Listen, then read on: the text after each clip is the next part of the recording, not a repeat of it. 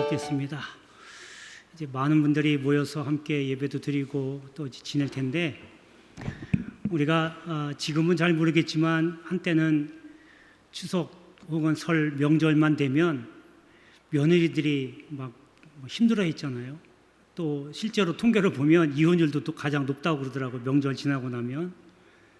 이제 예수 믿는 사람들의 가장 큰 관심거리는 명절 때 제사를 어떻게 해야 되나라는 문제가 많이 거론되기도 했죠. 그래서 대부분 알고 있는 것들은 그냥 당연히 제사 드리면 안 된다.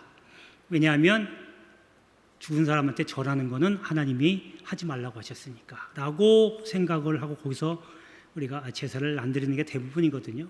그 제사 때문에 이제 제사 드리려고 하는 사람들, 식구들, 친족들하고 많은 갈등과 번민 또 이런 고통들이 이제 오게 되는 겁니다. 여러분, 엄격히 따지면요, 기독교가 제사의 종교입니다. 제사를 기독교만큼 이상 더 많이 드리는 종교도 없어요. 그런데 잘못 드리기 때문에 문제가 생기는 거예요. 제사는요, 희생 제물을 통해서 하나님께 용서를 구하는 행위가 제사예요. 제사 뜻을 제대로 이해를 못하신 분들이 많거든요. 그런데 예수님이 오셔서 그 제물 역할을 하셨기 때문에 이제는 우리가 더 이상 제사란을 드리지 않고 제사 대신 예배를 드리는 겁니다. 그 제사가 어떻게 유래가 됐냐면요, 바벨탑 사건을 아시겠죠? 온 인류가 다 함께 모여서 우리가 흩어지지 말자 하고 탑을 쌓잖아요. 그러니까 하나님께서 거기서 진노하셔가지고 사람들을 말을 다 다르게 만들어 버리죠. 그리고 다 뿔뿔이 흩어 버립니다. 그때에 한쪽 인류는 유럽으로 가고, 한쪽은 아프리카로 가고, 한쪽은 아시아로 갑니다. 근데 그 아시아로 갔을 때 아시아를 거쳐서 이제 미국 대륙까지 이제 건너가게 되거든요. 그때 정착한 종족이 인디언입니다. 그래서 인디언은 백인이 아니잖아요. 그렇죠? 우리가 좀 의아해하는데 바로 그런 이유입니다. 근데 그 아시아로 이주한 간 민족 중에 중국하고 인도에도 정착한 종족이 있었거든요. 그래서 여러분, 중국은요, 훨씬 전부터 하나님을 섬겼어요. 다른 나라, 외국 이방인들은 다 우상을 섬길 때에 그네들은 하나님을 섬겼다는 거예요. 이게 대단한 일입니다. 그때는 중국은 상형 문자라고 하는 문자를 썼기 때문에 그때의 하나님을 뭐라고 표현하냐면 상제라는 말을 표현했어요.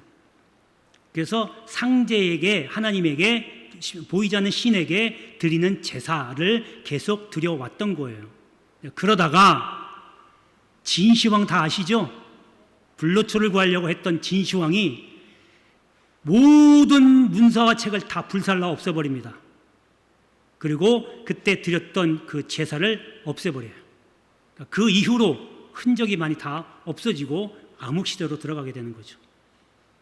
이제 그 진시황이 그 시대가 끝난 이후로 이제 다시 제사를 드리는 것이 생기게 되는데, 이때는 뭔가를 드리기는 했는데 누구한테 드려야 했는지 잘 모르게 되는 거예요. 시대가 워낙 흐르니까. 하나님을 잃어버리게 된 거죠. 그래서 황제가 나한테 드려라. 제사는 황제에게만 드리는 거다 해서 황제에게 드리게 됩니다.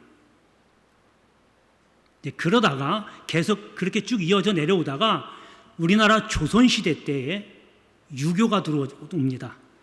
효를 중심으로 공자가 만들어낸 공자 사상의 중심이 유교가 조선시대 때 들어오면서 부모에게 효도해야 된다 이거죠. 그러면서 민심을 수습하기 위해서 제사를, 중국에서 드리던 제사를 가지고 들어옵니다. 너희도 제사 드려라. 왜? 관심을 거기에 쏠리게 만들려고. 그런데 중국 황제에게 드릴 수는 없잖아요, 조선시대 사람이.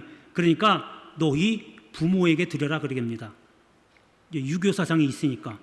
너희 부모에게, 너희 조상에게 제사 드려야 조상이 너에게 복을 주고 니네 자손들이 잘 된다라고 하면서 가르치면서 제사를 드리게 하는 게 지금까지 내려온 거예요. 그러니까 얼마나 변질된 거예요. 잘 보세요. 하나님께 드려야 할 제사가 황제에게 드리게 되고 황제에게서 이제 부모에게 조상에게로 돌아가는 겁니다. 그거를 계속 이어져 내려오다가 1885년 정확하게는 감리교가 먼저 우리나라에 복음이 들어왔으니까 감리교는 1884년, 장로교는 1885년 1년 뒤에 부활절날 복음이 들어옵니다. 이제 복음이 들어오니까 그 복음하고 우리나라에서 계속 들었던 제사고 부딪히는 거죠. 그래서 기독교가 탄압을 받게 되는 겁니다. 그리고 그 이후에 계속 되다가 이제 예수를 믿었는데 아직까지도 제사라고 하는 그 습관을 버리지 못하는 거예요. 그러니까 어떻게 가끔 부모님 어떻게 드리냐면 조상에다가 조상 얼굴 영정 사진 올려놓고 향 피우고 과일 머리 다 잘라내고 뭐 생선동에 옆에다 뭐 자리 위치 봐가면서 지방분도 써가면서 다 붙여놓고 그 앞에서 예배를 드려요. 절대 그런 짓 하지 마세요. 예배는 하나님께만 드리는 겁니다. 그 예배 거기 와서 왜 드려요? 예배 드리려면 그 제사상을 다 없애버리든가 아니면 제사상을 할 것 같으면 예배를 드리지 말든가. 추모 예배도 여러분 다 그렇게 드리는 경우가 종종 있거든요. 추모 예배 드린다고 앞에 상 다 차려놓고 앉아가지고 예배 드리고 있어요. 여러분 그 상 차리는 의미가 뭔지 아세요? 여러분 귀신 불러오는 거예요. 어른들이 그러잖아요. 밥상 차려놓고 밥 위에다 숟가락 꼽아 놓잖아요. 이렇게 와야 조상 귀신이 와서 식사를 한다는 거죠. 그래서 나는 어렸을 때 그런 말 듣고 의문이 갔어요. 아니 와서 밥을 먹는데 왜 밥이 그대로 있지?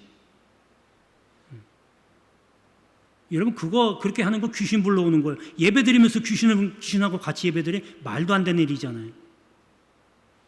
여러분 추모 예배도 사실은 추모, 죽은 사람을 그리워한다는 뜻이 추모입니다. 우리가 그건 중요한 게 아니에요. 죽은 사람을 그리워하면서 예배를 드리든 어쨌든 예배는 하나님께 드리면 되는데 거기에 귀신을 불러다가 놓고 함께 예배 드린다는 거 자체가 예배가 성립이 안 되는 거죠. 여러분 그러니까 지금까지 몰랐다라고 하면 앞으로는 가족끼리 모였을 때 그냥 우리가 함께 모였으니까 예배 드리자 하는 의미가 더 중요한 거고 이거 갖고 왈가불가할 필요 없어요. 우리는 예수 믿는 사람이다. 우리는 귀신을 섬기지 않는다. 우리는 오직 하나님만 섬기니까 하나님께 예배만 드린다라고 하면서 당당하게 거절하세요. 그렇게 하면. 그래서 세상 사람들과 우리가 생활이 다른 거예요. 우리 반드시 해야 할 이런 생활들이 있다는 거죠. 자, 그러면 우리 그리스도인들이 반드시 해야 할 필수적인 생활, 오늘 제목처럼 필수 생활이 무엇인지 오늘 말씀을 통해서 한번 살펴보겠습니다. 자, 첫 번째는 화목한 생활입니다. 하나님께서 우리에게 주신 직분이 있어요. 반드시 해야 할 것이고 이 직분은 해도 되고 안 해도 되고 그런 것이 아니에요. 반드시 해야 돼요. 그리스도께서 우리를 하나님과 화목하게 하셨어요. 그리고 우리에게 또 화목하게 하는 직분을 주셨다고 그랬어요. 그러니까 예수님이 하나님과 우리 사이를 벌려놓았던 그 관계를 회복시킨 거죠. 범죄함으로 인해서 하나님과 관계가 멀어졌어요. 하나님이 진노하셨어요. 그때 하나님께서 예수를 보내주셨고 그 예수를 통해서 우리가 다시 하나님과 다시 화목을 이뤘다 그 얘기예요. 그래서 예수를 화목제물이라고 표현하잖아요. 화목제 때는 어린 양을 쓰거든요. 그래서 어린 양 예수라는 말 쓰는 것도 화목하게 하신 예수님, 하나님과 우리를 화목하게 하신 예수님라는 의미에서 어린 양이라는 말을 쓰는 거예요. 또 화목제물 이렇게 쓰는 거죠.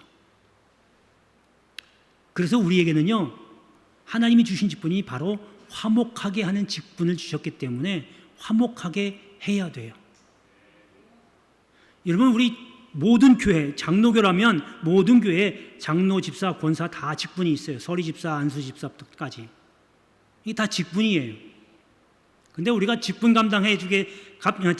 잘 감당하게 해주세요라고 기도를 하시지만 그냥 그렇게 하는 기도의 의미가 대부분 교회에서 열심히 예배 잘 드리고 교회에서 열심히 봉사하고 이런 정도로만 생각하시거든요.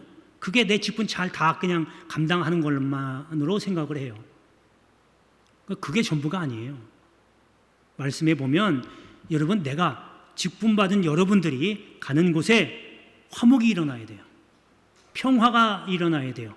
깨졌던 사람이 다시 하나가 되고 흩어졌던 사람들이 다시 모이게 되고 가라앉았던 분위기가 일어나는 피스메이커 역할을 해야 된다, 그거예요. 그게 직분 감당하는 겁니다.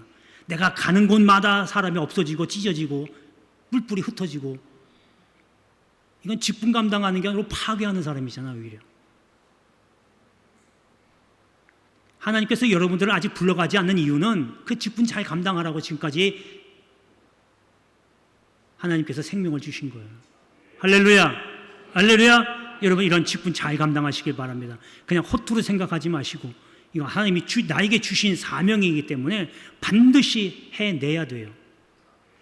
이를 위해서 기도도 해야 되고, 또 그게 모든 어떤 많은 모임뿐만 아니라 단 한 명이라도 내가 사람을 만나면 그 사람과 화목을 이루고 그 사람과 화해하고 그 사람과 친하게 되면 그 다음에 또 다른 사람 2명, 3명 또는 여러 단체 속에서도 내가 가는 곳마다 평화가 일어나야 돼요.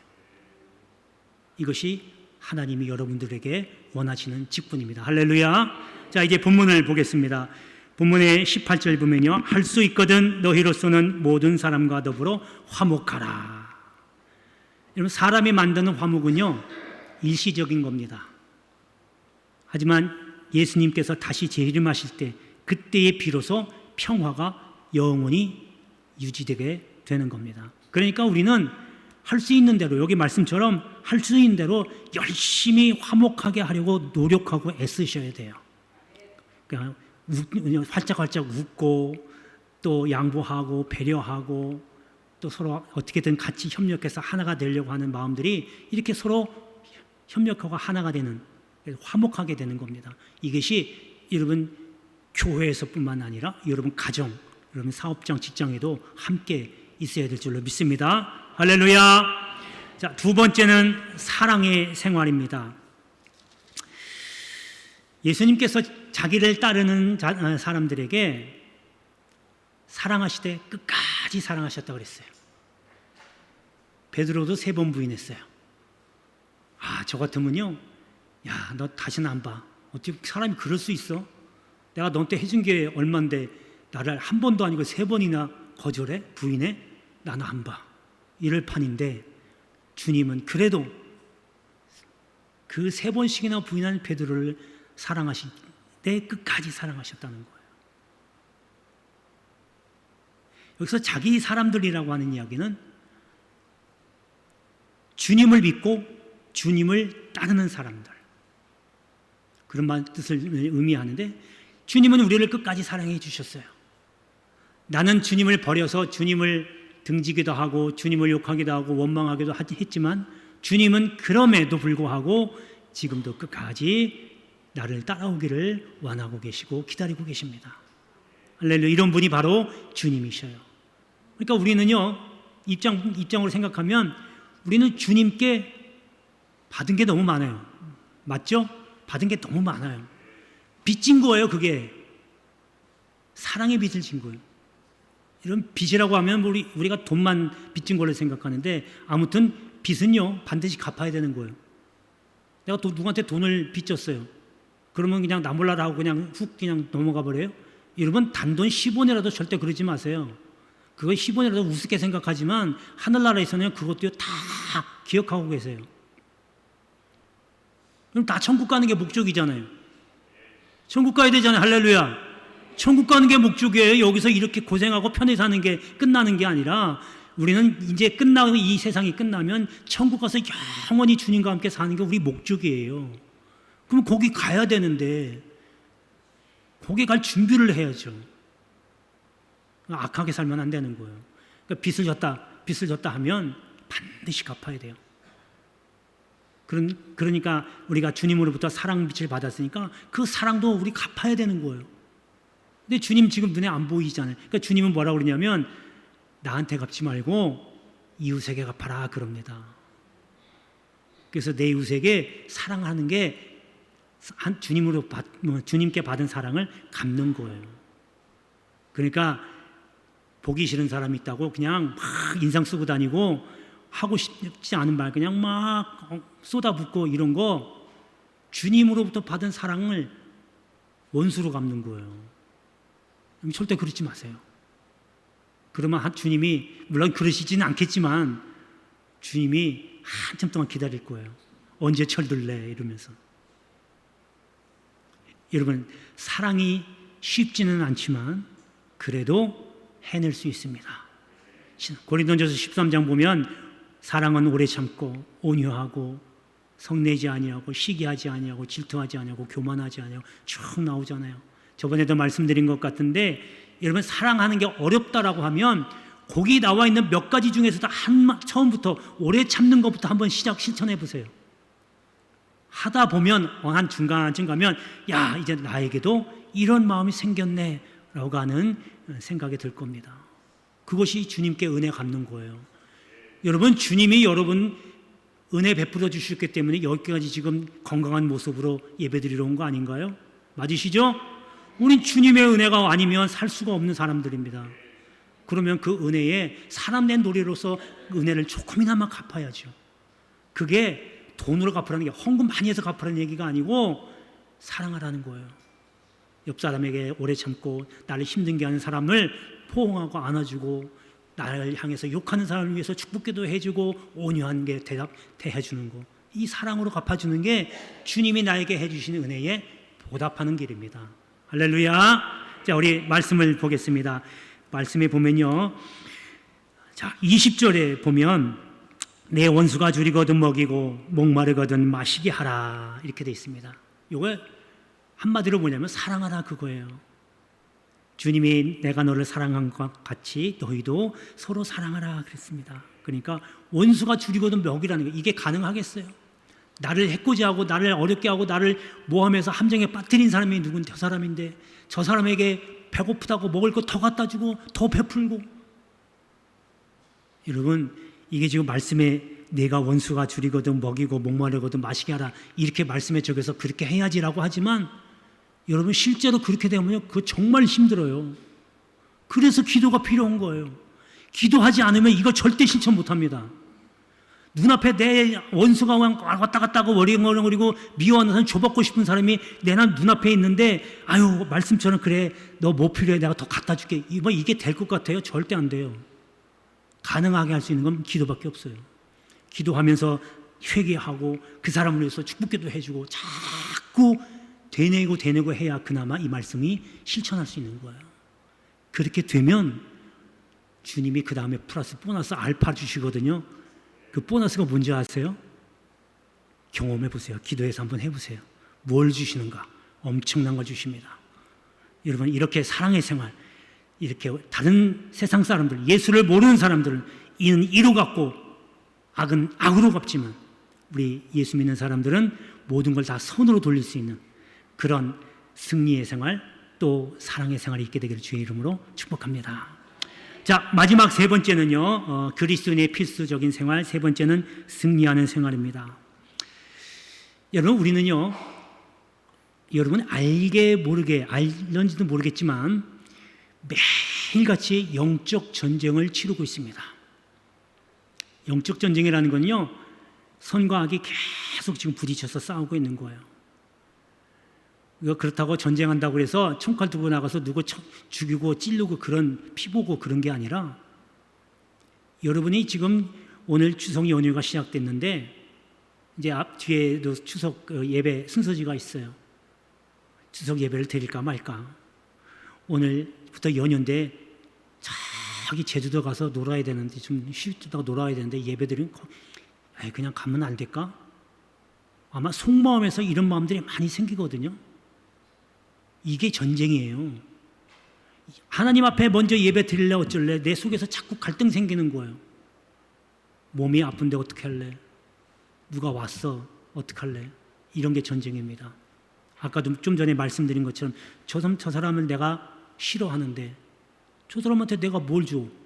너도 한번 당해봐. 이렇게 하는 마음과 그래도 같은 예수 안에 형제인데 불쌍히 여겨줘야지 이런 마음과 이게 내 안에서 둘이 싸우고 있는 거예요. 이게 영적 전쟁입니다. 그래서 여러분 내 마음속에 항상 보면 미워하고 교만하고 시기하고 질투하고 욕심내고 또 게으르고 정욕에 빠지고 하는 이런 것들과 이런 걸 자꾸 치우치게 하려는 마음과 아니지. 사랑하고 화평하고 또 오래 참고 하는 이런 마음들이 자꾸 내 안에서 나를 움직여가는 거예요. 그러게 우리는 이 싸움에서 이겨야 됩니다.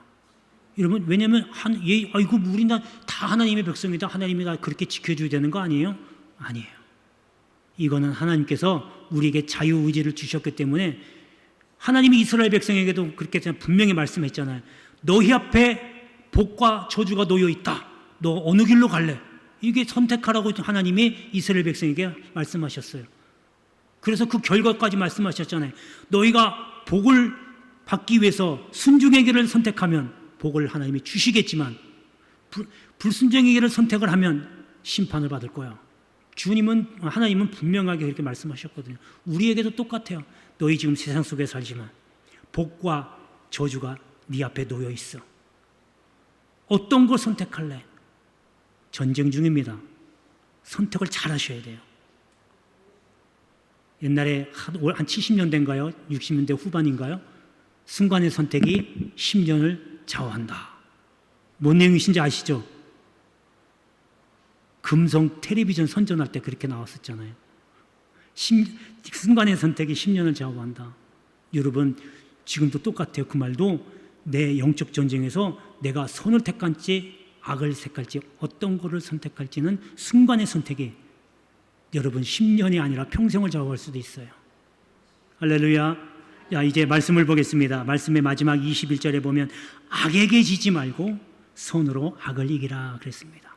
자, 여러분 악에게 지만 선으로, 선은 누구를 의미할 수 있을까요? 선은 대표되는 게 바로 예수님입니다. 악은 죄야 혹은 마귀입니다. 그러니까 이 말은 뭐냐면 예수로 죄를 이겨라, 예수로 마귀를 이겨라 그거예요. 한 번 더 말씀을 바꾸면 예수님이 곧 진리고 말씀이에요. 말씀으로 죄악을 이겨내라 그 얘기예요. 할렐루야, 할렐루야. 그러니까 우리는요 내 힘으로 하려면 이길 수가 없어. 도저히 이길 수가 없어요. 그러니까 예수님 말씀 붙잡고 그 말씀에 따라 순종하면 이기는 거예요. 여러분 그러니까 생각하면 어려운 건 별로 없어요. 이기려고 애쓰지 마세요. 어떻게 해서 내가 그걸 그냥 막 참고 견디고 이렇게 할 필요 없어요. 그냥 말씀에만 순종하면 돼요. 말씀에 순종하면 자연스럽게 악한 건 떨어져 나가게 됩니다. 말씀에 순종하기까지가 물론 또 과정들이 있지만 아무튼 오늘은 결론만 말씀드리면 말씀에 순종하면 악을 이길 수 있다라고 하는 거. 그래서 영적 전쟁에서 승리할 수 있다라고 하는 것입니다.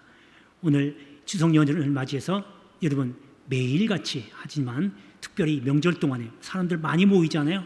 그러면 별 사람들 다, 식구들 다 아시겠지만 많은 사람들이 있지만 그 가운데서 우리 여기 연무대 교인들만큼은 선으로 이겨내시기를 주의 이름으로 축복합니다.